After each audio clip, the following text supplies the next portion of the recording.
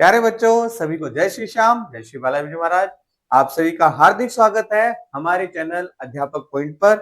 मैं राजन कौशिक आप सभी को कक्षा 10वीं का इलेक्ट्रिसिटी जो है वो पढ़ाने वाला हूं, जिसके अंदर हम लोग पढ़ेंगे मोशन ऑफ चार्जेस के बारे में। तो शुरू करते हैं आज हम हमारा पहला अध्याय इलेक्ट्रिसिटी की तरफ से।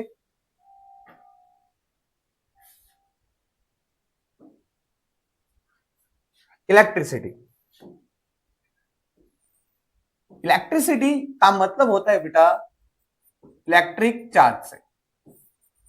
और इलेक्ट्रिक चार्ज मींस एक ऐसी क्वांटिटी जो हर बॉडी के अंदर एग्जिबिट करती है, बट ना तो हम उस बॉडी से चार्ज को ले सकते ना ही बॉडी से चार्ज को दे सकते।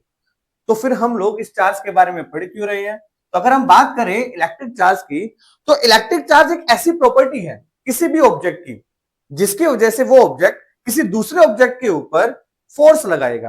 अब वो फोर्स या तो रिपल्सिव हो सकता है या फिर अट्रैक्टिव हो सकता है। तो electric charge is what? It is the property of the body due to which an object is apply force of attraction और रिपल्शन ऑन अनदर ऑब्जेक्ट। तो इलेक्ट्रिक चार्ज अब आया कहां से? अगर हम बात करें इलेक्ट्रिक चार्ज आया कहां से, तो हम लोगों को पता है मैटर। अगर हम बात करें मैटर की, तो what do you mean by matter? Matter कोई भी चीज जिसके पास कुछ ना कुछ मास हो और वो स्पेस ऑक्यूपाई करे, हम उसको क्या कहेंगे? मैटर।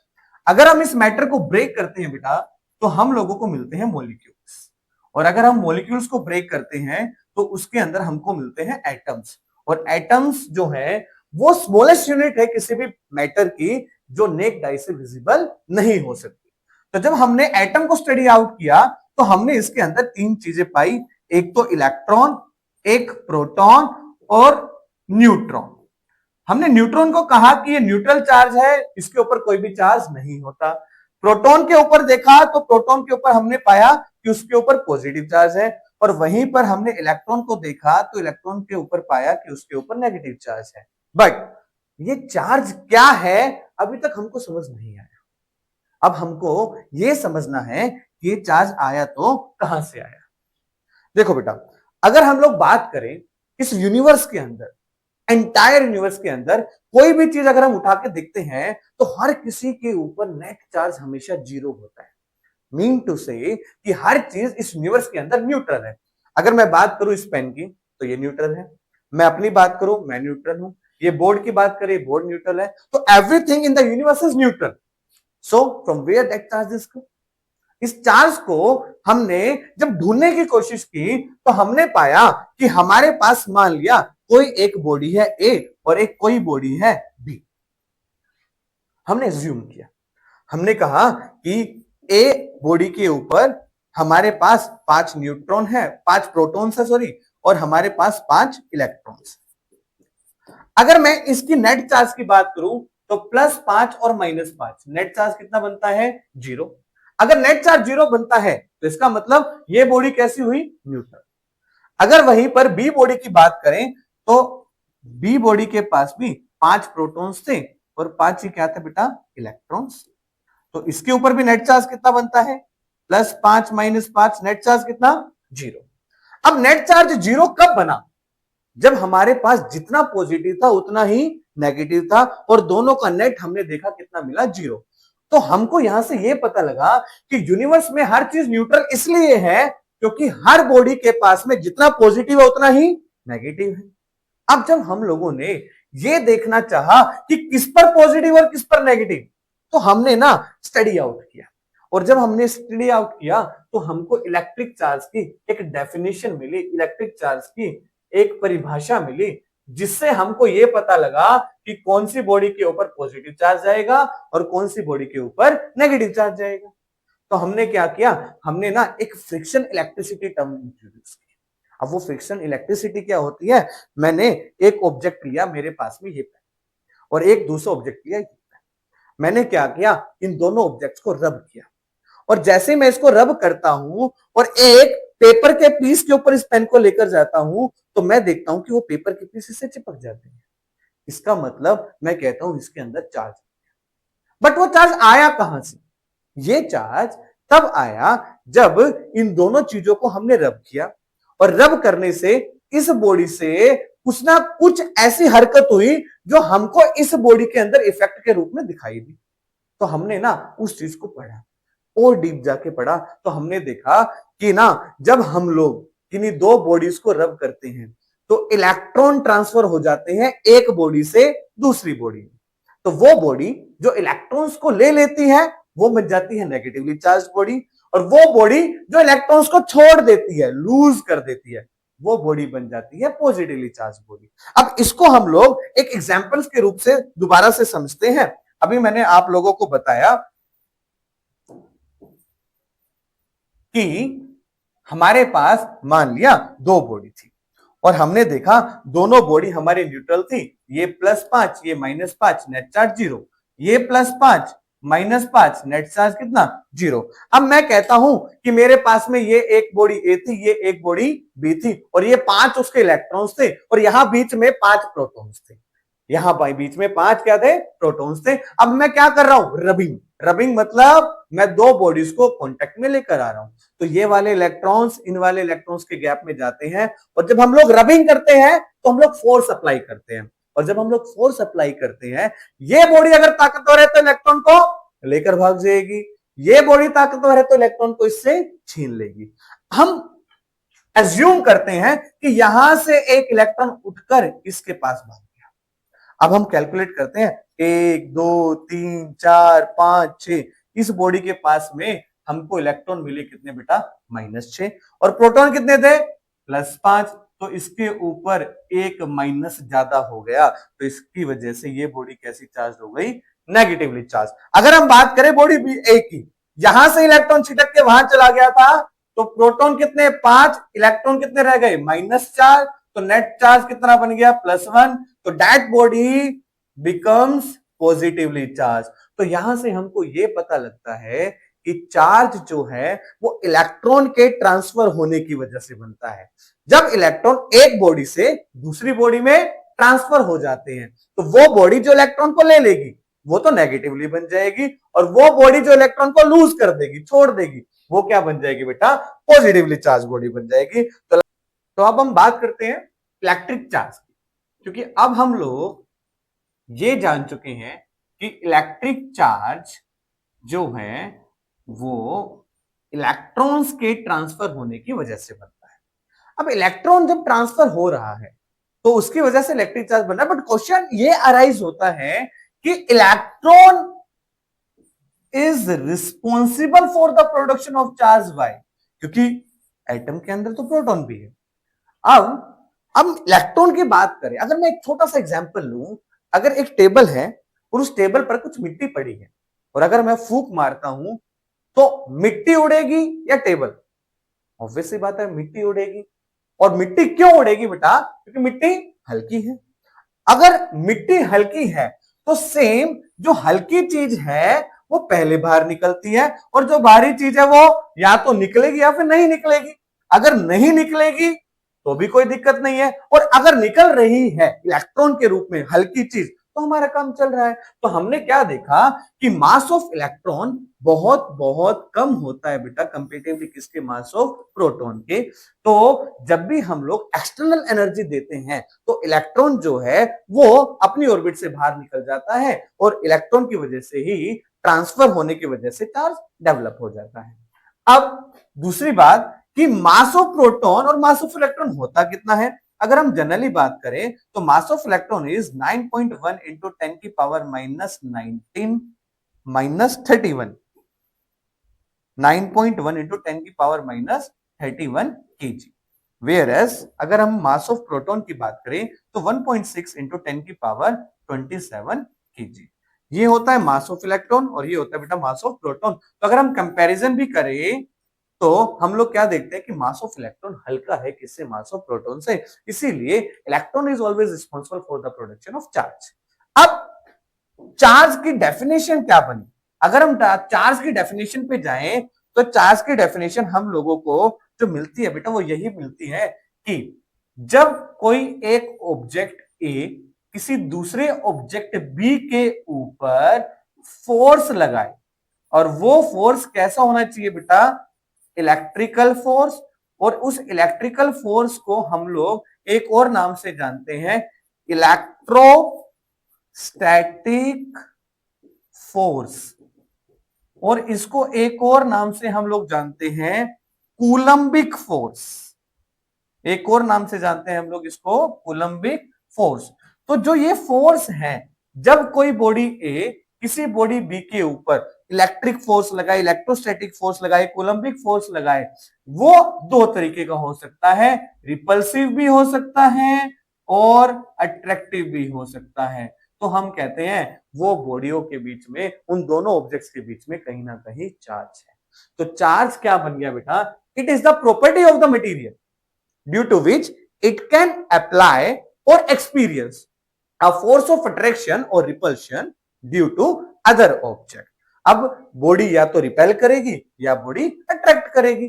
अब कौन सी बॉडी रिपेल करेगी, कौन सी बॉडी अट्रैक्ट करेगी, उसको जानने के लिए हमको सिंपल सी एक बात करनी है। अगर हमारे पास में सेम टाइप के चार्ज होंगे तो रिपल्शन होगा, और अगर हमारे पास में डिफरेंट टाइप के चार्ज होंगे तो अट्रैक्शन होगा। Repulsion same type charge, attraction different type charge. तो इलेक्ट्रिक चार्ज को जिस यूनिट से हम लोग एक्सप्रेस करते हैं बेटा, वो यूनिट कहलाती है coulomb, COULOMB। Coulomb is the SI unit of electric charge, COULOMB, denoted by C। और इसको अगर हम इलेक्ट्रिक चार्ज को रिप्रेजेंट करें तो it can be represented by small q और कैपिटल Q। अब बात आती है कि अगर इलेक्ट्रॉन ट्रांसफर होता है तो कितना चार्ज बनता है। तो इस बात को देखने के लिए हम एक एग्जांपल फिर से लेते हैं। माना एक बॉडी ए है, एक बॉडी बी है, ये यहां से इलेक्ट्रॉन भेजती है एक इलेक्ट्रॉन भेजती है, तो बेटा एक इलेक्ट्रॉन पर जो चार्ज होता है वो होता है 1.6 इंटू 10 की पावर -19 कूलम।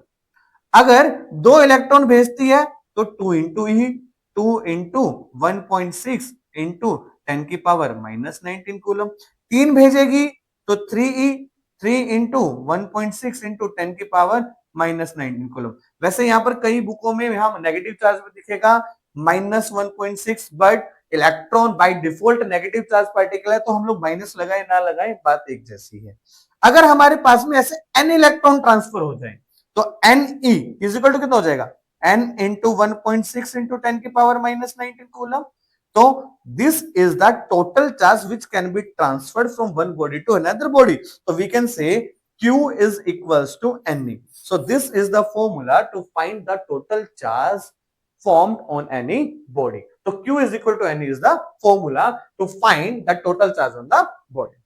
अब इसके बाद हम लोग आते हैं एक नई बात पर। अभी तक हम लोगों को यह पता लगा कि भाई हम लोगों को इलेक्ट्रिक चार्ज को प्रोड्यूस करना है तो रबिंग करनी पड़ेगी, और अगर हमको रबिंग करनी है तो उससे इलेक्ट्रॉन ट्रांसफर होगा, और अगर इलेक्ट्रॉन ट्रांसफर होगा तो चार्ज बनेगा। अगर बॉडी इलेक्ट्रॉन छोड़ देगी तो वो पॉजिटिव बन जाएगी, बॉडी इलेक्ट्रॉन ले लेगी तो वो नेगेटिव बन जाएगी। अब इस बात का पता कैसे लगाया जाए कि बॉडी चार्ज हुई भी है या नहीं, तो हम लोगों ने एक डिवाइस बनाई बेटा जिसका नाम था इलेक्ट्रोस्कोप। इलेक्ट्रोस्कोप इज व्हाट, एक device, a device which is used to detect whether the body charge और नॉट, कि बॉडी के अंदर रबिंग करने से इलेक्ट्रॉन ट्रांसफर हुए भी हैं या नहीं हुए। इस चीज को देखने के लिए जो डिवाइस हमने यूज की उसका नाम है इलेक्ट्रोस्कोप। अब ये दिखता कैसा है? इलेक्ट्रोस्कोप को हमने बनाया, एक मेटेलिक प्लेट ली, इसको एक मेटेलिक रोड से कनेक्ट किया, इसको एक ग्लास जार में ऐसे पैक कर दिया और ऊपर से लगा दिया एक ढक्कन। तो ये तो बन गई मेटेलिक रोड, मेटेलिक प्लेट, ये बन गई मेटेलिक रोड, ये बन गया ग्लास जार, और यहां मैंने बल्कि गोल्ड लीव्स यूज किए। ये जो दोनों हैं इसको मैंने बोला गोल्ड लीव्स। अब ये गोल्ड लीव्स क्या है? काजू कतली खाई है कभी?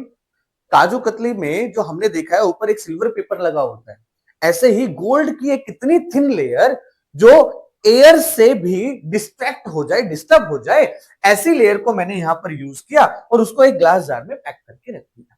अब इस ग्लास जार में पैक करने का मतलब क्या था कि एयर जो है उस लीव्स को डिस्टर्ब ना करे। अब मैं क्या करता हूं, मैं एक बॉडी लेता हूं, उसको रब करता हूं और रब करके मैं जैसे ही इस मेटल प्लेट पे टच करता हूं, मैं देखता हूं कि ये जो गोल्ड फॉइल्स पहले ऐसे थे, ये दोनों के दोनों में कुछ ना कुछ रिपल्शन आ गया।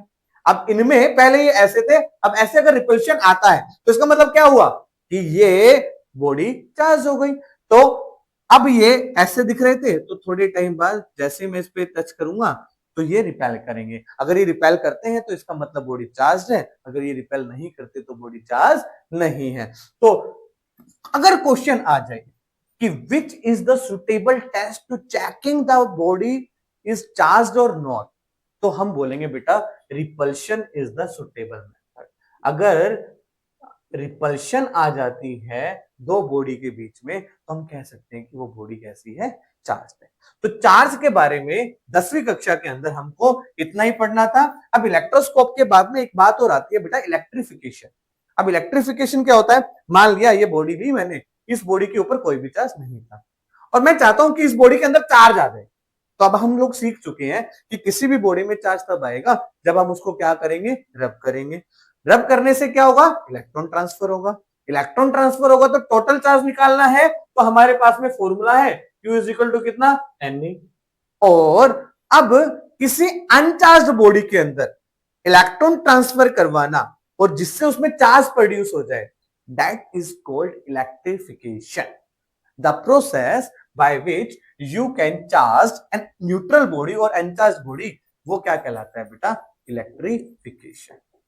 अब इलेक्ट्रिफिकेशन के बाद में एक और बात आती है, एक और क्वेश्चन आता है बेटा कि ना ऐसी कितनी बॉडीज है जिसके ऊपर चार्ज होता है या चार्ज नहीं होता। तो अगर हम बात करें जनरली, तो रबिंग सबसे आसान और सबसे साधारण मेथड है जिससे हम किसी भी बॉडी को चार्ज कर सकते हैं। बट रबिंग से हम लोग किसी मेटेलिक बॉडी को चार्ज इजिली नहीं कर सकते। इंसुलेटर को हम लोग इजिली चार्ज कर सकते हैं। सो इंसुलेटर के अंदर चार्ज डेवलप करने का सबसे इजी और सबसे आसान साधारण तरीका अगर कोई है तो रबिंग, जिसमें इलेक्ट्रॉन ट्रांसफर हो जाता है। अब हम बात करते हैं कि ना बहुत सारे इलेक्ट्रोस्कोप्स को यूज करके हमने बहुत सारे चीजों को लिया और बहुत सारी चीजों को यूज करके हमने अलग अलग ऑब्जेक्ट्स के ऊपर चार्ज को ढूंढकर आइडेंटिफाई कर कर एक जगह लिखकर रख दिया। तो ऐसे ही हमारे सिलेबस के अंदर जो है वो ऐसी दो बॉडी है बेटा। अगर मैं प्लास्टिक की बात करता हूं तो प्लास्टिक के ऊपर हमेशा नेगेटिव चार्ज रहेगा, इसका मतलब प्लास्टिक की टेंडेंसी हमेशा इलेक्ट्रॉन को गेन करने की रहेगी। वेयर एज अगर मैं ग्लास की बात करूं तो ग्लास के ऊपर हमेशा पॉजिटिवली चार्ज रहेगा, इसका मतलब ग्लास की टेंडेंसी हमेशा इलेक्ट्रॉन को लूज करने की होगी। तो हम लोग कह सकते हैं कि अगर प्लास्टिक से किसी भी चीज को रब किया जाए तो प्लास्टिक हमेशा उस चीज से इलेक्ट्रॉन को लेगा, और वहीं पर अगर ग्लास को किसी भी चीज से रब किया जाए तो ग्लास जो है हमेशा अपने से इलेक्ट्रॉन दूसरी चीज को देगा। अब यहां से एक बहुत बार क्वेश्चन पूछा जाता था कि व्हेन अ सिल्क क्लॉथ, अगर मैं एक क्लॉथ की बात करूं, एक सिल्क क्लॉथ को लिया और उससे मैंने ग्लास रोड से रब किया, तो what will happen when a silk cloth रब विद अ ग्लास रोड। तो ऑब्वियस सी बात है, अभी हमने देखा कि ग्लास के ऊपर हमेशा पॉजिटिव चार्ज, तो ग्लास क्या करेगा, इलेक्ट्रॉन ट्रांसफर कर देगा अपने से सिल्क के अंदर, तो ग्लास पॉजिटिव बन जाएगा, सिल्क क्या बन जाएगा, नेगेटिव बन जाएगा। इस क्वेश्चन को ऐसे ही पूछ सकता है वो। हमने वूल को लिया, वूल वूल को हमने प्लास्टिक से रब किया तो क्या होगा, तो हम कहेंगे भाई प्लास्टिक की टेंडेंसी है इलेक्ट्रॉन्स को लेने की, तो प्लास्टिक जो है वो वूल से इलेक्ट्रॉन को ले लेगा। अब प्लास्टिक जो है वो नेगेटिव बन जाएगा और वूल क्या बन जाएगा, पॉजिटिव बन जाएगा। तो यहां से हम लोगों का पहला पार्ट इलेक्ट्रिसिटी का खत्म होता है कि इलेक्ट्रिक चार्ज क्या होता है, इलेक्ट्रिक चार्ज बनता कैसे है, और इलेक्ट्रिक चार्ज जो है वो किस बॉडी पर क्या होगा। अब हम बात करते हैं इलेक्ट्रिक करंट के बारे में बेटा, और इलेक्ट्रिक करंट के बारे में बात कर रहे हैं तो ऑब्वियस सी बात है इलेक्ट्रिसिटी तो हम पढ़ ही रहे हैं, तो इलेक्ट्रिसिटी का मतलब क्या है, वो इलेक्ट्रिक करंट ही बताते हैं। इलेक्ट्रिक करंट का मतलब होता है the amount of charge flowing through a particular area in unit time. और यू कैन से कि मान लिया मेरे पास एक ये कोई वायर है, ये कोई कंडक्टर है, इसमें से कितना इलेक्ट्रॉन ट्रांसफर हुआ, एक गया, दो गए, तीन गए, चार गए, पांच गए। तो मैंने कैलकुलेट किया, पांच गए तो Q is equal to n charge मेरे को पता लग गया। अब उन पांच इलेक्ट्रॉन ने यहां से यहां तक जाने में समय कितना लिया, तो हम लोग कहते हैं कि कितना अमाउंट ऑफ चार्ज ट्रेवल किया, ट्रांसफर हुआ किसी एरिया के अंदर से कितने टाइम में, वो हमको क्या बताता है, इलेक्ट्रिक करंट के बारे में। तो इलेक्ट्रिक करंट एक ऐसी क्वांटिटी जिसको हम लोग बोलते हैं the rate of flow of electric charge denoted by आई।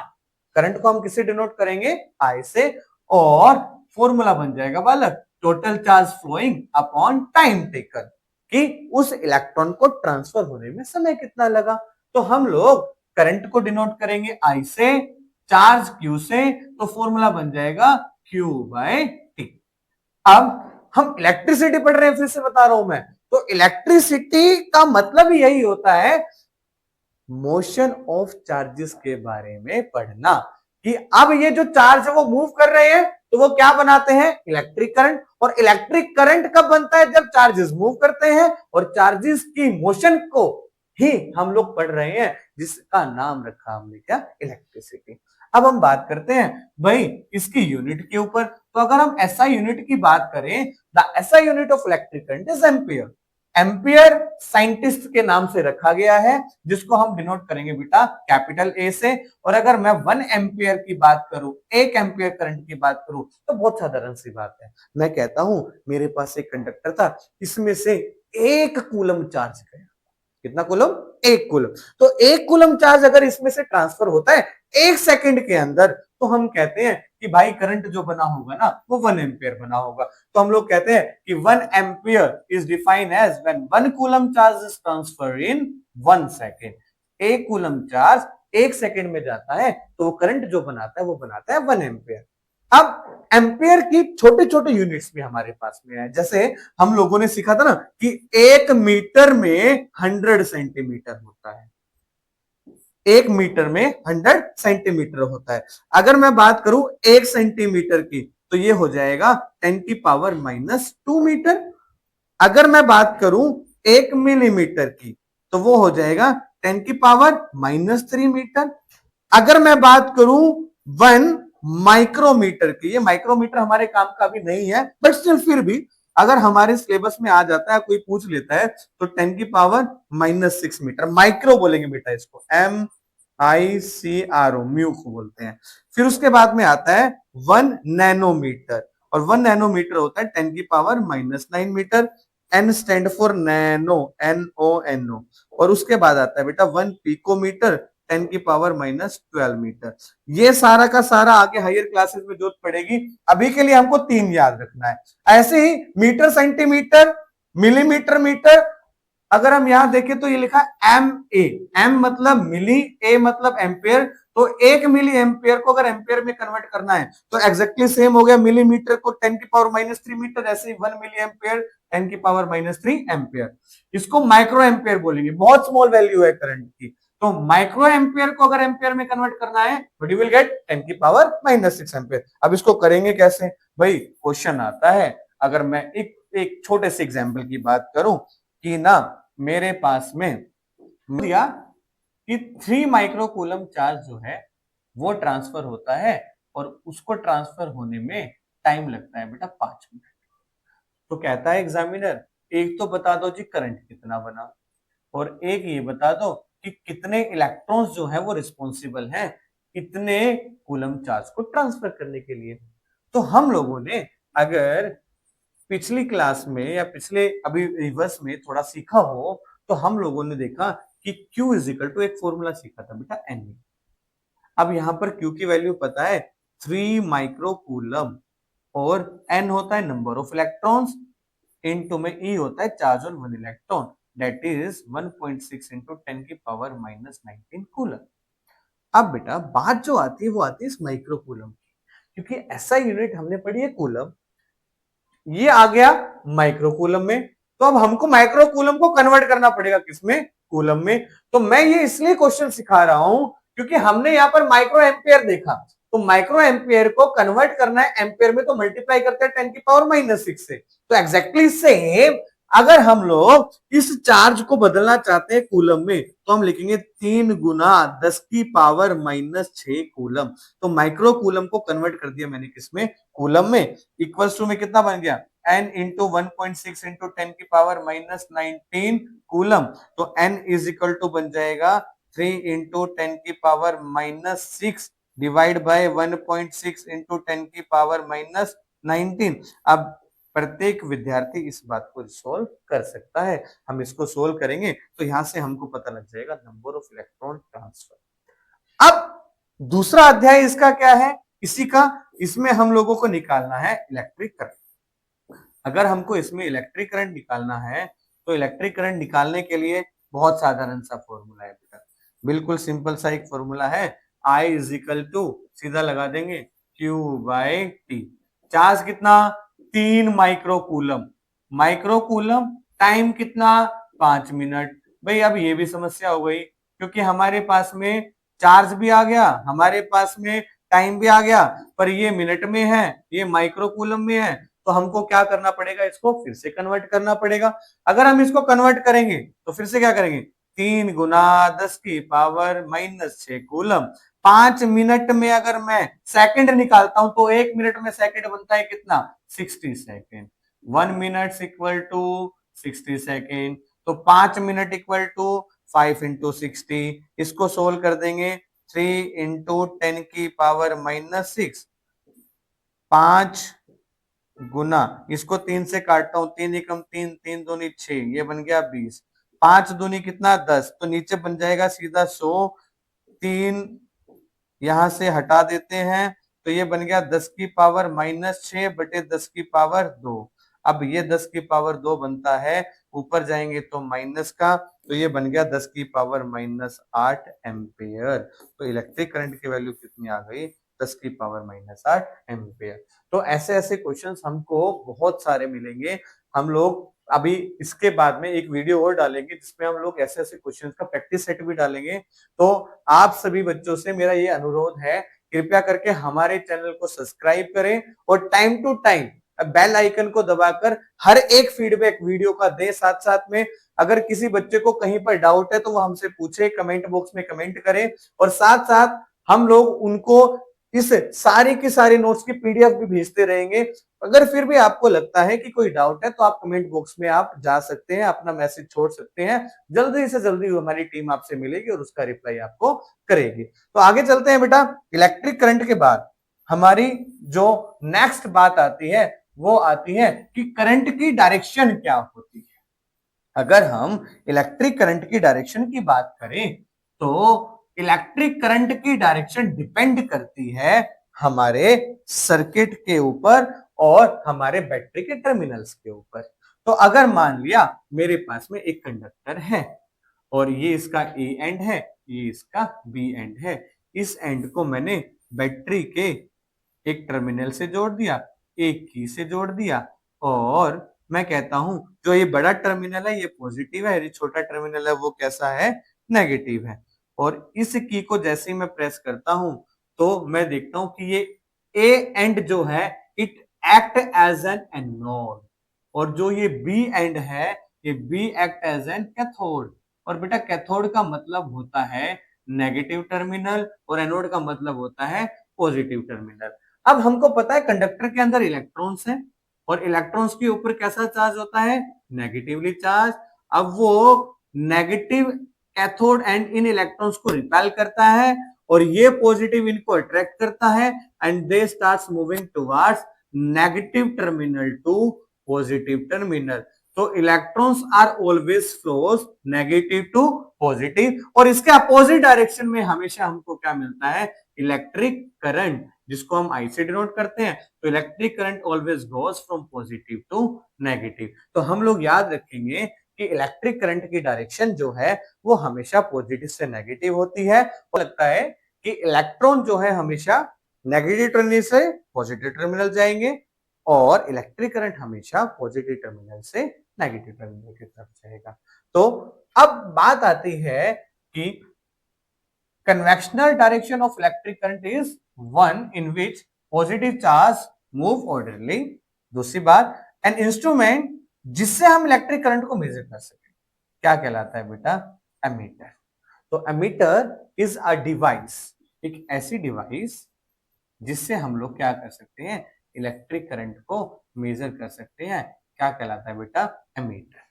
तो एमीटर जो है वो हमेशा सीरीज में जुड़ेगा. अभी हम बात करेंगे आगे क्लासेस में कि सीरीज का मतलब क्या होता है. तो इसकी कुछ प्रॉपर्टीज हैं. जैसे पहली प्रॉपर्टी है कि it is always connected in series combination. इसकी एक और प्रॉपर्टी है कि इसका सिंबल ऐसा दिखता है, एक पॉजिटिव टर्मिनल होगा, एक नेगेटिव टर्मिनल होगा. इसकी एक और प्रॉपर्टी है कि इसका रेजिस्टेंस जो है वो बहुत बहुत बहुत कम होगा, बहुत कम. और आइडियल एमीटर के लिए resistance should be equals to 0. अगर हम आइडियल एमीटर की बात करें तो रेजिस्टेंस उसका कितना होना चाहिए? 0 होना चाहिए. तो ये करंट मेजरिंग डिवाइस है. एक इसका भाई भी है. इसका एक भाई होता है बेटा गैल्वेनोमीटर. गैल्वेनोमीटर हायर क्लासेस में इसका यूज बहुत ज्यादा है. हमारे यहाँ पे इसका यूज अभी कम है, बट पता होना चाहिए. गैल्वेनोमीटर एक ऐसी डिवाइस होता है बेटा जो केवल करंट को डिटेक्ट करके बताता है कि करंट जो है वो प्रेजेंट है भी या नहीं. जो करंट को डिटेक्ट करके बताए वो गैल्वेनोमीटर, और जो मेजर करके बताए वो एमीटर. तो ये दोनों बातें हमको पता होनी चाहिए. फिर इसके बाद बात आती है कि इलेक्ट्रिक सर्किट क्या होता है. भाई बहुत साधारण सी बात है. इलेक्ट्रिक सर्किट एक ऐसा लूप, क्लोज लूप, जिसके अंदर इलेक्ट्रॉन्स फ्लो कर रहे हैं. इलेक्ट्रॉन्स फ्लो करेंगे तो उसमें करंट बनेगा. तो एक क्लोज पाथ जिसके अंदर इलेक्ट्रॉन्स फ्लो करते हैं वो क्या कहलाता है? Electric circuit. जैसे अगर हम बात करें इसके अंदर तो हमने इसमें एक इलेक्ट्रिक सर्किट बना के दिखाया है. और इस इलेक्ट्रिक सर्किट में हमने 3 चीजें यूज की है बेटा. पहली चीज क्या? एक बल्ब यूज किया है, ये बल्ब का सिंबल है. एक एमीटर यूज किया है, एक की यूज की है, और एक बैटरी यूज की है. तो इसमें हमेशा करंट पॉजिटिव टर्मिनल से निकलता है. तो यहां से करंट गया, बल्ब को ग्लो किया, एमीटर में रीडिंग को नोट किया और दोबारा से नेगेटिव टर्मिनल की तरफ आ गया. तो यहां से हमको पता लगता है कि इलेक्ट्रिक सर्किट क्या होता है? एक ऐसा क्लोज पाथ, एक ऐसा क्लोज लूप जिसके अंदर इलेक्ट्रिक करंट क्या करता है? ट्रेवल करता है. क्या कहलाता है? Electric circuit. अब इसके बाद एक क्वेश्चन निकालेंगे भाई, क्योंकि अभी हमने इलेक्ट्रिक करंट के बारे में पढ़ा. तो इलेक्ट्रिक करंट के साथ साथ हमको उसका एक न्यूमेरिकल भी सोल्व करने को मिल जाए तो हमको थोड़ा सा ये फील आएगा कि हाँ, हम लोग जो सीख रहे हैं वो ठीक सीख रहे हैं, और थोड़ा सा कॉन्फिडेंस भी बिल्डअप होगा. तो ये क्वेश्चन आपकी स्क्रीन पर है और देखते हैं कितने बच्चे इस क्वेश्चन का आंसर जल्दी से निकालते हैं. क्वेश्चन क्या है? A current of 1 ampere is drawn by a filament. Filament बोले तो एक बल्ब है. बल्ब के अंदर एक फिलामेंट होता है टंगस्टन मेटल का जो ग्लो करता है, जिसका मेल्टिंग पॉइंट बहुत हाई होता है. Of an electric bulb for 20 minutes. बेटा टाइम दे दिया. टाइम कितना दे दिया? 20 मिनट्स. फाइंड कहता है amount of electric charge that flows through the circuit. भाई ये बता दो कि कितना चार्ज जो है उसमें से ट्रांसफर होता है. करंट कितना है? 1 एम्पियर. टाइम कितना है? 20 मिनट्स. पूछा क्या है? चार्ज. तो हमने बहुत साधारण सा काम किया. आई को लिख दिया 1 एम्पियर, टाइम को लिखा 20 मिनट्स. 2 सेकंड का वेट करते हैं, देखते हैं कितने बच्चे इस आंसर को निकाल पाते हैं. चलो, जिन जिन के आंसर आए वो कमेंट बॉक्स में नीचे डाल दें. 20 into 60 क्यों किया? हमको पता है भाई 1 मिनट में सेकंड होते हैं 60, और 60 सेकंड को अगर मैं यहां लिखता हूं तो टाइम कितना बन गया हमारा? 1200 सेकंड. तो टाइम हमने निकाल लिया. करंट हमको गिवन था, फॉर्मूला हमको पता था I is equal to Q by T. तो इंप्लाइज दैट क्यू का फॉर्मूला क्या बन जाएगा? I इंटू में टी. तो I की वैल्यू डाल दी, टी की वैल्यू डाल दी, you will get 1200 coulomb charge. कितना आंसर आया? 1200 कूलम चार्ज. चलते हैं नेक्स्ट अगली बात के ऊपर. अब यहां पर बात आती है बेटा कूलम स्लो की. देखो, कूलम स्लो वैसे तो ये 12th का टॉपिक है, बट भाई हम लोग इलेक्ट्रोस्टैटिक फोर्स के बारे में पढ़ रहे हैं तो हमको पता होना चाहिए कि कूलम स्लो होता क्या है. देखो जनरली मैंने तुमको अभी बताया था कि दो चार्जेस के बीच में जो फोर्स लगता है उस फोर्स को हम लोग बोलते हैं इलेक्ट्रोस्टैटिक फोर्स, कूलम्बिक फोर्स। तो इस फोर्स को जो एक्सप्लेन किया गया ना मैथमेटिकली, जिसने इस फोर्स को मैथमेटिकली एक्सप्लेन किया वो कूलम्स लॉ ने एक्सप्लेन किया। तो मैथमेटिकली कूलम्स ने क्या कहा कि अगर मान लिया हमारे पास में दो चार्जेस हैं, एक चार्ज है Q1, एक चार्ज है Q2, और ये दोनों सेपरेट है कुछ डिस्टेंस पर, वो डिस्टेंस उसने d माना या हम r मान सकते हैं, कुछ मान सकते हैं। जैसे न्यूटन्स ग्रेविटेशनल लॉ हमने पढ़ा था कि एक बॉडी का मास m1, एक बॉडी का मास m2, दोनों सेपरेटेड है कुछ डिस्टेंस पर, तो इनके बीच में लगने वाला फोर्स जो है डायरेक्टली प्रोपोर्शनल होता है दोनों मास के प्रोडक्ट के, और इनवर्सली प्रोपोर्शनल होता है उन दोनों के डिस्टेंस के स्क्वायर के। तो वही सेम बात कूलम ने कही थी कि भाई अगर हमारे पास में दो चार्जेस है, एक Q1 और एक Q2, सेपरेशन है d, तो the force acting between them directly proportional होगा प्रोडक्ट ऑफ चार्जेस के, इनवर्सली प्रोपोर्शनल होगा square of distance between them के। इन दोनों को अगर मैं कंबाइन करता हूं तो फॉर्मूला बन जाता है Q1 Q2 bye are square. इसको हटाता हूं प्रोपोर्शनलिटी को तो एक कांस्टेंट आता है K, Q1 Q2 bye are square, और ये K को हम बोलते हैं बेटा, वहां पर ग्रेविटेशनल कांस्टेंट बोलते थे G को, यहां पर बोलते हैं कूलम्स कांस्टेंट। क्या बोलते हैं? Coulomb constant. तो ये यही फॉर्मूला लिखा हुआ है कि जैसे जैसे दो चार्जेस की वैल्यू को बढ़ाऊंगा फोर्स बढ़ेगा, दोनों के बीच के डिस्टेंस को घटाऊंगा फोर्स बढ़ेगा, डिस्टेंस को बढ़ाऊंगा फोर्स घट जाएगा, क्योंकि फोर्स का और डिस्टेंस का इनवर्सली रिलेशन है, फोर्स का और चार्जेस का डायरेक्टली रिलेशन है। इसके बाद हम बात करते हैं बेटा इलेक्ट्रिक पोटेंशियल के बारे में, जो इस चैप्टर का सबसे इंपॉर्टेंट टॉपिक है और बालक सबसे खतरनाक टॉपिक है, क्योंकि ये टॉपिक बहुत कम बच्चों को समझ में आता है, तो हम इसको बहुत आसान बनाएंगे। हम बात करते हैं इलेक्ट्रिक पोटेंशियल की। देखो इलेक्ट्रिक मतलब तो अब तुम समझ गए हो, इलेक्ट्रिक मतलब चार्ज, कहीं भी इलेक्ट्रिक वर्ड आया तो मतलब चार्ज की बात हो रही है। अब बात आती है पोटेंशियल की। ये पोटेंशियल क्या है सुनना। अगर मैं बात करूं पोटेंशियल की, तो बेटा जनरली पोटेंशियल का मतलब होता है लोकेशन। लोकेशन बोले तो कोई एक ऐसी पोजीशन, कोई एक ऐसा पॉइंट, कोई एक ऐसी जगह जहां पर आपको मैक्सिमम एनर्जी मिल सके, वो कहलाता है पोटेंशियल। फॉर एग्जाम्पल मेरे को ना एक स्टेशनरी शॉप ओपन करनी है, मैं बहुत बार बच्चों को एग्जाम्पल बताता हूं। अब मेरे को स्टेशनरी शॉप ओपन करनी है, तो मैं उस शॉप को ऐसी कौन सी जगह ओपन करूं जहां मेरे पास मैक्सिमम अर्निंग हो सके। तो अगर आप सोचो तो रिप्लाई करो कमेंट बॉक्स में कि वो कौन कौन सी ऐसी जगह हो सकती है कि जहां पर हम लोग स्टेशनरी शॉप ओपन करें और हमारी अर्निंग बहुत ज्यादा हो। तो मेरे दिमाग में तो बात आती है कि या तो कोई ऐसा स्कूल या तो कॉलेज, ये दो ऐसे ऑप्शन है जहां पर अगर मैं अपनी स्टेशनरी शॉप ओपन करता हूं ना तो मैं बहुत मैक्सिमम मैक्सिमम अर्निंग कर पाऊंगा। तो ऐसे ही तो मैं कहता हूं कि ना a stationery shop have more potential near college and school comparatively any market. किसी मार्केट के कंपेरेटिवली अगर स्कूल या कॉलेज के पास में अपनी स्टेशनरी शॉप खोलता हूं तो वहां पोटेंशियल ज्यादा होगा। पोटेंशियल ज्यादा होने का मतलब वहां अर्निंग ज्यादा होगी, और अगर वहां अर्निंग ज्यादा होगी तो इसका मतलब वहां से ज्यादा एनर्जी मिलेगी। बेटा ये जो चार्ज है ना, चार्ज, ये चार्ज चाहता है कि इसको एनर्जी ज्यादा मिले। अब ज्यादा एनर्जी इसको कब मिलेगी? जब ये उस लोकेशन पर जाए जिस लोकेशन पर एनर्जी मैक्सिमम है। तो ना अब मैक्सिमम ढूंढने के लिए मिनिमम का पता होना चाहिए, और हम कहते हैं कि कोई भी चीज को अगर मिनिमम दिखाना है या मिनिमम चीज को ढूंढना है ना तो आप इन्फिनिटी पर पहुंच जाओ। तो मैंने कहा कि ना ये चार्ज बेचारा गरीब सा इन्फिनिटी पर रखा था। क्यों? क्यों चार्ज कहां रखा था? इन्फिनिटी पर। मैं इस चार्ज को किसी ऐसे पॉइंट तक लेकर आया जिस पॉइंट के पास में मैक्सिमम एनर्जी थी। तो भाई किसी चार्ज को आप लेकर आ रहे हो, धकेल रहे हो, कुछ ना कुछ काम करना पड़ेगा। अब काम करना पड़ेगा तो मैंने इसके ऊपर किया वर्क, और वो वर्क कितना किया बेटा? W। तो ना मैं कहता हूं कि भाई मैंने W काम किया इस चार्ज को उठाकर इन्फिनिटी से इस A तक लाने में। तो ये चार्ज क्यों आया, इस A तक पहुंचाया, काम किया कितना? W। तो ये जितना भी काम मैंने इस चार्ज को इन्फिनिटी से इस पॉइंट तक लाने में किया, वो सारा का सारा काम मेरा क्या बन गया भाई? Electric potential. क्या बन गया, इलेक्ट्रिक पोटेंशियल।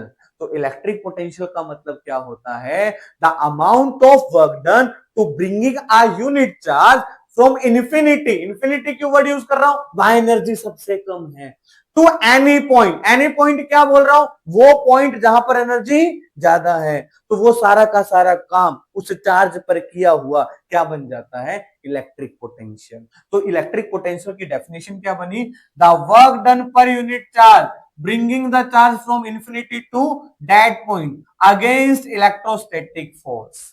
तो इसको और थोड़ा साधारण अगर हम कर दें तो हम बोलेंगे बहुत साधारण सी भाषा में, the amount of work done to bringing a unit charge from infinity to any point under the influence of electrostatic force is called as electric potential, जिसको हम डिनोट करते हैं V से। भाई V से आप इसको डिनोट कर रहे हो, काम आप इस पे W कर रहे हो, तो मैं कहता हूं W काम किया कितने चार्ज पर, Q चार्ज पर, तो इलेक्ट्रिक पोटेंशियल क्या बन गया, W बाय Q। क्या बन गया, W बाय Q। तो हमने इसका फॉर्मूला देखा, W वर्क डन है, Q चार्ज के ऊपर, तो बन गया W बाय Q। अब फिर से इसके SI यूनिट निकालेंगे। भाई मैं कहता हूं मैंने 1 जूल काम किया 1 कूलम चार्ज पर, 1 कूलम चार्ज को लेकर आया, काम किया मैंने 1 जूल, तो मेरा पोटेंशियल कितना बना होगा, भाई मैं कहता हूं आपका पोटेंशियल बना 1 वोल्ट। तो हम कहेंगे when the amount of work done to bringing a 1 coulomb charge from infinity to any point is 1 joule, मतलब कि 1 जूल काम किया गया हो 1 कूलम चार्ज पर इन्फिनिटी से किसी पॉइंट तक उस चार्ज को ले जाने में, तो वो सारा का सारा काम किसके इक्वल बन जाएगा, 1 वोल्ट के इक्वल। तो हमने कहा इलेक्ट्रिक पोटेंशियल मींस कितना काम किया कितने चार्ज पर इन्फिनिटी से किसी पॉइंट तक ले जाने में, वो बन गया हमारा पोटेंशियल। अब इसके बाद जो नेक्स्ट टर्म आती है बेटा, वो आती है पोटेंशियल डिफरेंस। अगर हम बात करें, देखो यहां लिखा है कि पोटेंशियल डिफरेंस एक टर्म आती है, और वो पोटेंशियल डिफरेंस है क्या। अगर हम बात करें पोटेंशियल डिफरेंस की, तो भाई एक विद्यार्थी कहता है कि सर मैं तो इन्फिनिटी से नहीं ला रहा, भाई बिल्कुल भी नहीं ला रहा, भाई मत ला भाई, अगले की मर्जी, वो नहीं लाना चाह रहा मत लाओ। हम उसने कहा कि सर मैं तो किसी पॉइंट से लेकर आऊंगा, तो लिया। मैं कहता हूं कि बेटा ले तो बी से उठा इस चार्ज को और बी से इस पॉइंट ए तक लिया। अब देखो इन्फिनिटी पर हमने कहा हर चीज 0 मतलब मिनिमम। अब हम लोग कहते हैं कि हम उसको बी से ला रहे हैं, भाई ले आओ बी से। अगर बी से ला रहे हो तो इसका मतलब उस पॉइंट पर उस लोकेशन पर कुछ ना कुछ पोटेंशियल तो होगा, और मैंने कहा वहां पर पोटेंशियल कितना था, मान लिया वी। अब वो ए पर गया तो वहां का पोटेंशियल कितना मान लिया मैंने कह दिया वी ए। भाई अब वी बी से चार्ज को लेकर गए वी ए तक, तो फिर से काम करना पड़ा, तो मैंने कहा कि हाँ जी डब्ल्यू काम कर दिया हमने, कितने चार्ज पर, क्यू चार्ज पर, कहां से कहां तक, अब की बार इन्फिनिटी से नहीं ला रहे हैं, अब की बार किसी ऐसी लोकेशन से ला रहे हैं जिसका हमको पता है।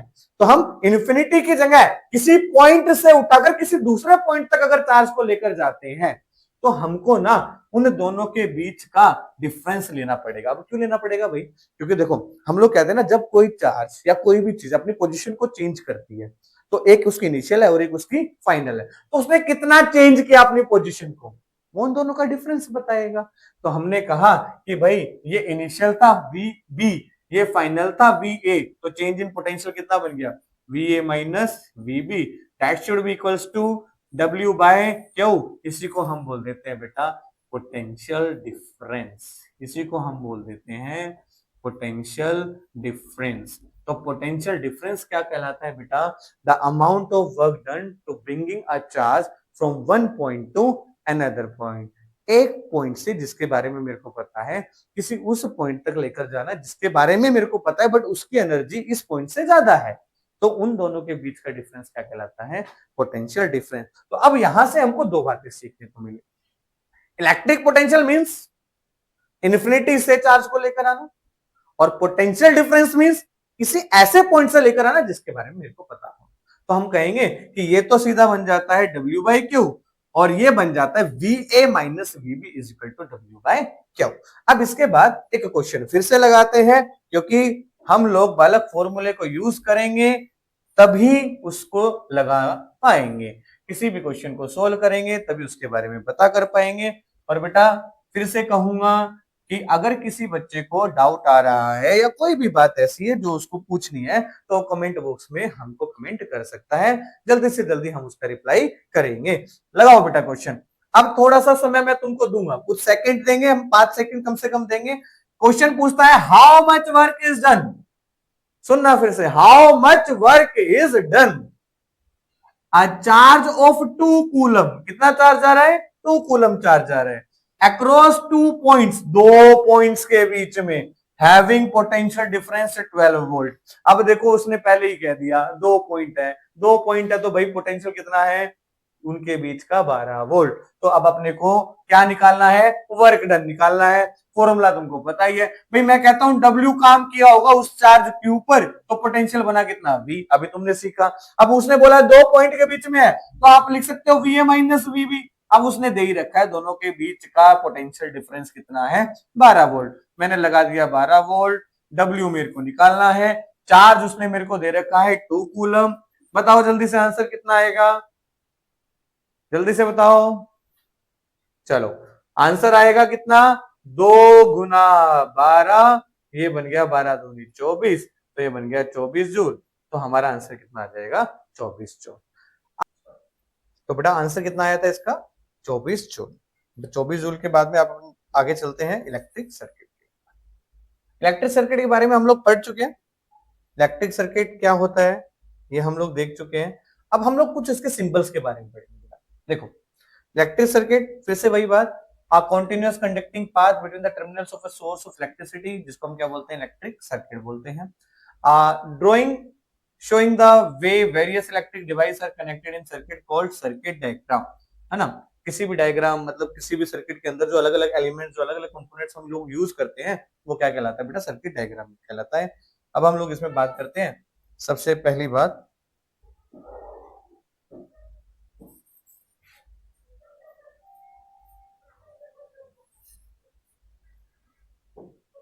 Electric cell.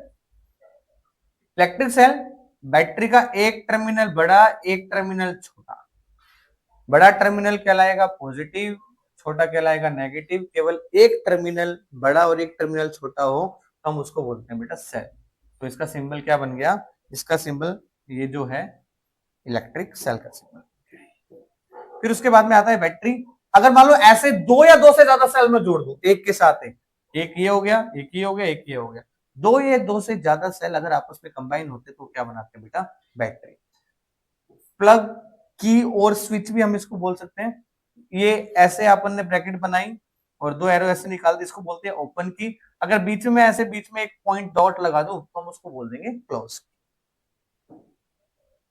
फिर उसके बाद में ऊपर दिख रहा है आप लोगों को सबको, क्लोज की है। थोड़ा सा मैं जूम कर देता हूं इसको। ये क्लोज की है। इसके साथ में आप वायर, अगर मान लो आपको ज्वाइंट शो करना है तो एक लाइन ऐसे ऊपर से करके इसको ऐसे डॉट हाईलाइट कर दोगे तो वायर ज्वाइंट हो जाएगा। बल्ब है, बल्ब का सिंबल ये है, बहुत साधारण सा सिंबल है। इसको ऐसे कर दो, ठीक, या इसको ऐसे भी कर दो। कहीं कहीं पर आपको ये ऐसे भी मिलेगा और ऐसे करके ऐसे सर्कल भी मिल सकता है। तो ये जो है सर्किट डायग्राम के लिए यूज हम ऐसे करेंगे। वायर का क्रॉस कनेक्शन दिखाना है विदाउट ज्वाइनिंग। एक वायर ये है, इसके ऊपर से एक वायर को ऐसे लेकर जाना है तो हम लोग ऐसे सी बना देंगे उसके बीच में, ये क्रॉस कनेक्शन हो जाएगा। रजिस्टर अभी हम पढ़ेंगे इसके बारे में। रजिस्टर क्या होता है? ऐसे जिगजैग दांत जैसे कांटे से जो दिख रहे हैं इसको हम रजिस्टर्स बोलते हैं। वेरिएबल रजिस्टर, वेरिएबल मतलब जिसको चेंज किया जा सके। और डिवाइस होती है एक रियोस्टेट, जिसको हम लोग RH से भी डिनोट करते हैं। ऐसे जिगजैग जिगजैग पाथ और बीच में से ऐसे कट लगा दो या जिगजैग पाथ ऐसे एरो दिखा दो तो ये रियोस्टेट होता है जिसका रेजिस्टेंस हम लोग बार बार चेंज कर सकते हैं। मीटर का सिंबल मैं पहले भी दिखा चुका हूं आपको। वोल्ट मीटर का सिंबल मैं पहले भी दिखा चुका हूं आपको। अब वोल्ट मीटर की एक बार बात कर लेते हैं। वोल्ट मीटर हमने एक्सप्लेन नहीं किया था। तो वोल्ट मीटर क्या होता है बेटा? वोल्ट मीटर एक ऐसी डिवाइस जो पोटेंशियल डिफरेंस या अपन बात करें इलेक्ट्रिक पोटेंशियल को मेजर करने में काम आए, वो क्या कहलाता है? Volt meter. पहली बात। दूसरी बात, इसका सिंबल तुमने देख लिया है, बीच में V होगा, एक तरफ पॉजिटिव एक तरफ नेगेटिव, क्या बन जाएगा? ये वोल्ट मीटर बन जाएगा। इसका सिंबल हो गया पहले। दूसरा, एक बात और, जैसे वो सीरीज में कनेक्ट होता है ऐसे वोल्ट मीटर हमेशा किसमें कनेक्ट होगा?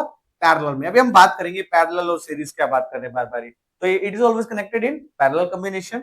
और तीसरी बात, मोस्ट इंपोर्टेंट बात, भाई इसका रेजिस्टेंस, अगर मैं आइडल वोल्ट मीटर की बात करूं तो इनफाइनाइट होता है, मतलब बहुत बहुत बहुत ज्यादा मैक्सिमम होता है।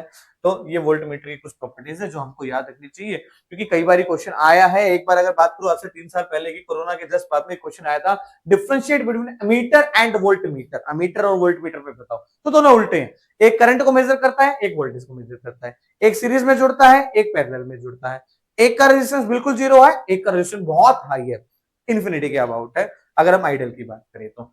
इसके बाद में बेटा the most important topic of this chapter is Ohm's law. अब हम बात करेंगे ओम्स लॉ की। तो जिन जिन बच्चों को अभी तक जो हमने पढ़ाया, जो हमने सिखाया, उसमें कोई भी डाउट है, मैं फिर से कहूंगा बेटा, कमेंट बॉक्स में जाएं, कमेंट बॉक्स में जाके उस टॉपिक को लिख दें। कोई क्वेश्चन ऐसा है जो एक्सटर्नल क्वेश्चन है, जो आपको नहीं समझ में आ रहा है, आप वो उसको वहां पर छोड़ दें, बहुत जल्दी हम उसका आपको रिप्लाई करेंगे। तो चलते हैं बेटा, ज्यादा समय खराब ना करते हुए हमारे ओम्स लॉ के ऊपर। ओम्स लॉ के बारे में अगर हम थोड़ा सा बात करें, तो ओम्स लॉ ओम्स ने अपने नाम से दिया बेटा। तो ओम्स लॉ मतलब, ओम्स एक साइंटिस्ट का नाम है, तो एक साइंटिस्ट था ओम, जिसने एक बात कही। उसने क्या बात कही बेटा, अगर मान लिया मेरे पास एक कंडक्टर है, और इस कंडक्टर को मैं एक बैटरी से और एक की से जोड़ देता हूं, और मैं की को प्रेस करता हूं, तो की से को प्रेस करने के बाद मैं देखता हूं उसके अंदर करंट ट्रांसफर हो रहा है। अब मैंने जो बैटरी ली ना, वो बैटरी ऐसी ली जिसके वोल्टेज को मैं बार बार चेंज कर सकूं। भाई मैंने वोल्टेज लगाई 1 वोल्ट, मैंने इसके अंदर देखता है कि ना 1 एम्पियर करंट। अब तुम कहोगे सर आपने करंट को देखा कैसे? भाई मैंने इसके ना सीरीज में यहाँ पर एक एमीटर भी जोड़ दिया, बीच में एक वोल्ट मीटर लगा दिया। अब मैं 1 वोल्ट दिखता हूं तो वोल्ट मीटर में 1 वोल्ट आता है, एमीटर में 1 एम्पियर आता है।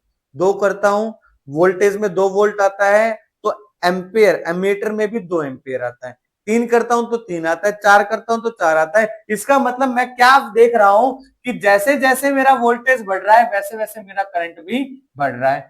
तो एक चीज के बढ़ने से दूसरी चीज का बढ़ना, मतलब उनके बीच में कैसा रिलेशन है? डायरेक्टली प्रोपोर्शनल का रिलेशन है। तो ओम्स ने यह बात कही बेटा कि the current flowing through the conductor, अगर आप किसी कंडक्टर से करंट को फ्लो करा रहे हैं, is always directly proportional to the potential difference. जो आपने इसके साथ में बैटरी लगाई है, जिसने पोटेंशियल डिफरेंस क्रिएट किया है, जिसने पोटेंशियल क्रिएट किया है, वो उसके हमेशा क्या रहेगा? डायरेक्टली प्रोपोर्शनल रहेगा। और उसने एक कंडीशन लगा दी बेटा कि शर्त ये है कि physical conditions are the same. अभी फिजिकल कंडीशन का मतलब क्या है? टेम्परेचर और प्रेशर। तो हम कहते हैं कि जब किसी सिचुएशन में टेम्परेचर और प्रेशर को कांस्टेंट कर दिया जाए, और इन दोनों को कांस्टेंट करने के बाद में किसी भी कंडक्टर के कोरोस्पोंडिंग वोल्टेज को बढ़ाया जाए, तो उसकी वजह से उसका करंट भी बढ़ेगा, उसकी वजह से उसका करंट भी बढ़ेगा। अब उसका अगर करंट बढ़ रहा है तो ना, इस स्टेटमेंट को बहुत साधारण तरीके से उसने लिख दिया। क्या लिखा बेटा? V is directly proportional to I। इस प्रोपोर्शनैलिटी को हटाता हूं तो एक कांस्टेंट आता है जिसका नाम रखा बेटा R, और R को हम बोलते हैं रेजिस्टेंस। आर को हम क्या बोलते हैं बेटा? रेजिस्टेंस। रेजिस्टेंस हम आगे बात करेंगे। रेजिस्ट मतलब रुकावट पैदा करना या रोकने की कोशिश करना। तो टेंस मतलब जो कैपेबल हो, जो रोक सके या रोकने के लिए तैयारी कर रहा हो। तो रेजिस्टेंस का मतलब क्या बन गया? कोई चीज ऐसी होगी जो रुकावट पैदा करेगी। आगे बात करते हैं। तो हम लोग देखते हैं कि V का और I का जो रिलेशन है वो डायरेक्टली प्रोपोर्शनल का है। कब? जब टेम्परेचर और प्रेशर कांस्टेंट है। तो हमने कहा कि अगर मैं V का और I का ग्राफ बनाता हूं, V का और I का ग्राफ बनाता हूं, तो it is always be a straight line. तो हमने देखा कि V is proportional to I है, I नीचे आ गया तो that should be equal to constant, and that constant is called as resistance. तो अगर मैं इस I को ऊपर ले जाऊं तो V इज इक्वल टू कितना बनता है बेटा? IR। तो R इज अ कांस्टेंट जिसको हम बोलते हैं रेजिस्टेंस ऑफ द कंडक्टर। और रेजिस्टेंस जो है वो प्रॉपर्टी है किसी भी कंडक्टर, किसी भी मटेरियल, किसी भी ऑब्जेक्ट की, जो फ्लो ऑफ चार्ज को रेजिस्ट करे, जो फ्लो ऑफ चार्ज को अपोज करे, जो फ्लो ऑफ करंट को अपोज करे। इसकी यूनिट होती है बेटा ohm. The SI unit of resistance is ohm. तो इसको निकालेंगे कैसे? अगर हम इसको थोड़ा सा और देखते हैं रेजिस्टेंस के बारे में, तो हम इसको ऐसे निकालेंगे कि V is equal to I R, R is equal to V upon I. भाई आपने 1 वोल्ट दिया, करंट बना 1 एम्पियर, तो इसका मतलब रेजिस्टेंस जो ऑफर हुआ होगा वो कितना हुआ होगा? 1 ओम, OHM, जिसका भाई सिंबॉलिक फॉर्म है ये ग्रीक लेटर ऐसे। एक ना टॉम एंड जेरी नाटक आता था, उसके अंदर एक बब्बर शेर दिखाई देता था इस ऐसे गोले से चक्कर के अंदर, इसी को ही हमने बोला है ओम्स का सिंबल। तो भाई अगर हम बात करते हैं ऐसा यूनिट की, तो ऐसा यूनिट क्या होती है इसकी बेटा? ओम्स। तो आज की क्लास को यही समाप्त करते हैं। ओम्स लॉ के बारे में आगे हम लोग और पढ़ेंगे, इसकी लिमिटेशंस क्या है, रेजिस्टेंस क्या है, रेजिस्टिविटी क्या है। नेक्स्ट क्लास के लिए आप बने रहे हमारे चैनल के साथ, जिसका नाम है अध्यापक पॉइंट। सब्सक्राइब करें, जो चीज आपको समझ में आ रही है उसके बारे में हमको कमेंट करें, उसका फीडबैक दें और बेल आइकन को जरूर दबाएं, ताकि कोई भी नई वीडियो अगर हम हमारे अध्यापक पॉइंट चैनल पर डालते हैं तो आप तक